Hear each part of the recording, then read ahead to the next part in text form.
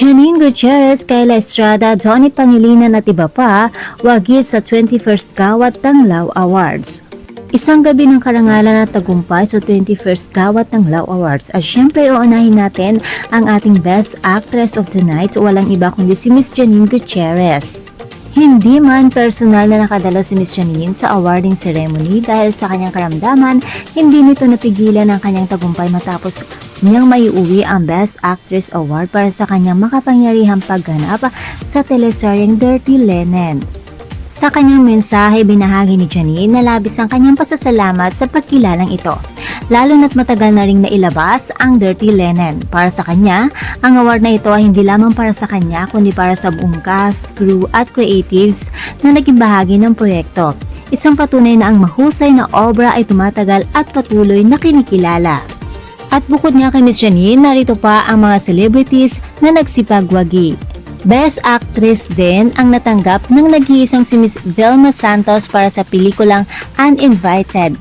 Patunay na ang star for all seasons ay tunay na walang kupas. Best Supporting Actress naman si Kayla Estrada para sa Linlang, habang Best Supporting Actress din si Miss Janice de Belen para sa Dirty Linen. Dito talaga masasabi na ang linya na like mother, like daughter dahil parang pinatunayan ni na Kayla at Janice ang kanilang husay sa pag-arte. At para naman sa kalalakihan, wagi si Kali Cherry bilang Best Actor para sa Pamilya Sagrado. Habang Best Actor din si Allen Dizon para sa pelikulang Avenida.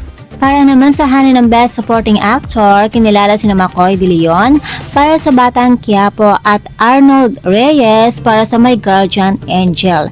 Mga aktor na patuloy na nagbibigay buhay sa bawat karakter na kanilang ginagampanan. At isang espesyal na parangal naman ang iginawad kay Johnny Pangilinan na tumanggap ng Tanglaw ng Kabataang Pilipino Award bilang pagkilala sa kanyang positibong impluensya at kontribusyon sa industriya. Muli, congratulations sa lahat ng mga nanalo. Siguradong super proud ang inyong mga pamilya at fans. Isang gabi na nagpapatunay na buhay ang husay at talento ng Pilipinong artista.